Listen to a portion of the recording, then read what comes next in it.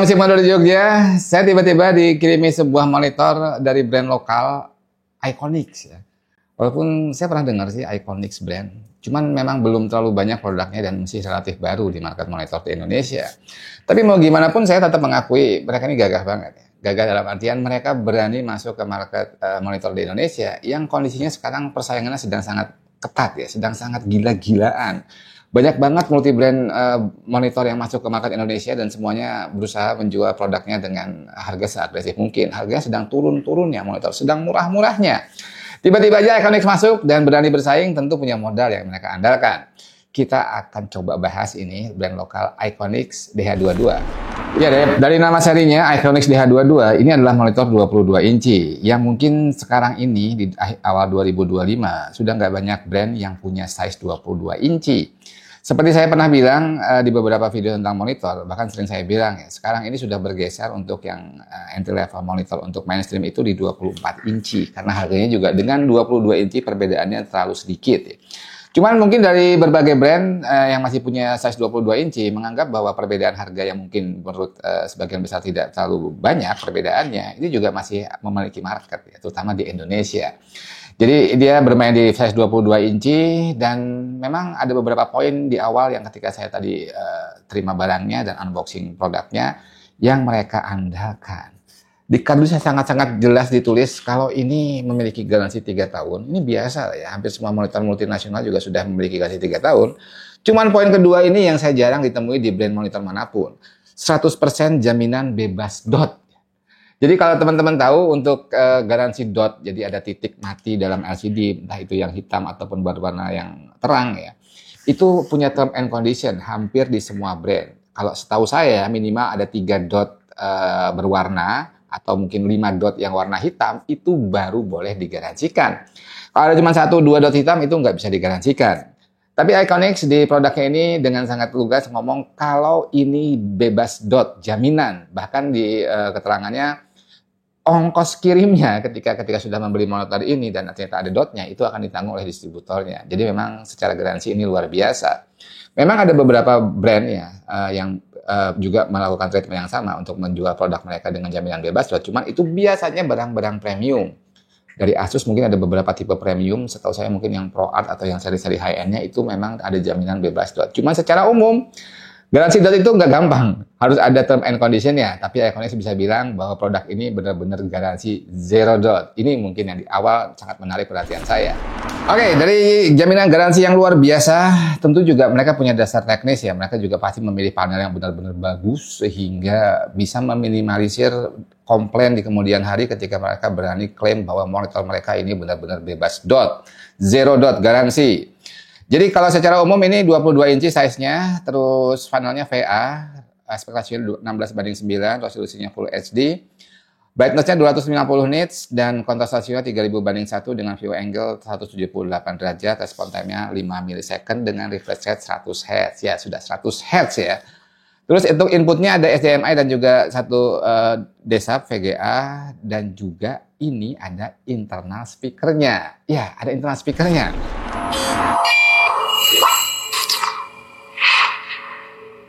Halo, selamat Simon dari Jogja. Saya tiba-tiba dikirimi sebuah dan juga ada sebuah audio jack untuk output dan ini menggunakan external adaptor 12 volt. Terus apalagi beratnya kurang lebih 2,5 kg. Jadi paket penjualannya ada HDMI kabel, power adapter dan ya stand base-nya ya. Jadi seperti ini fisiknya sudah saya rakit, tidak ada masalah, merakitnya juga cukup gampang dan secara build quality juga cukup kokoh, cukup solid plastiknya, biasanya dari plastik semua ya, plastik semua. Walaupun tidak terlalu terlihat premium, tapi cukup solid.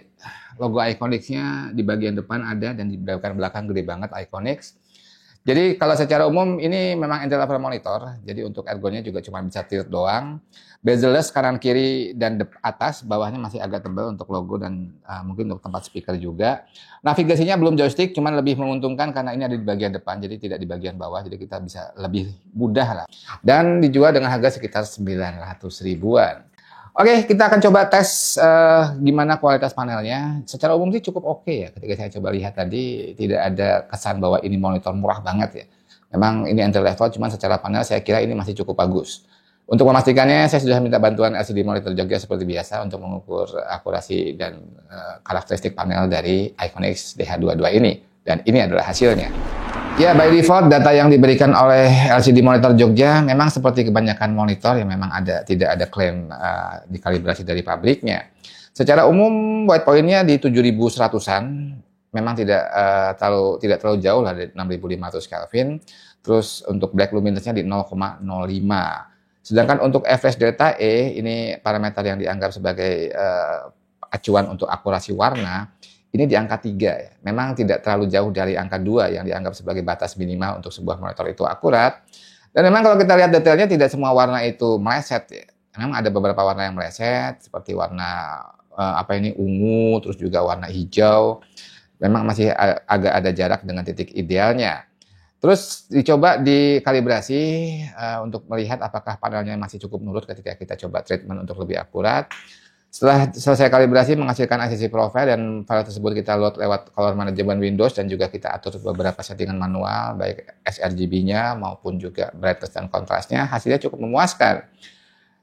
White point-nya jadi 6500 Kelvinan dan untuk black luminance-nya turun jadi 0,02 something dan kalau kita lihat average delta E-nya di 0,4. Jadi sudah cukup akurat. Beberapa poin warna tadi yang masih ada indikator merah sudah hijau semua dan masih sudah mendekati semua titik-titik ideal untuk akurasi warnanya.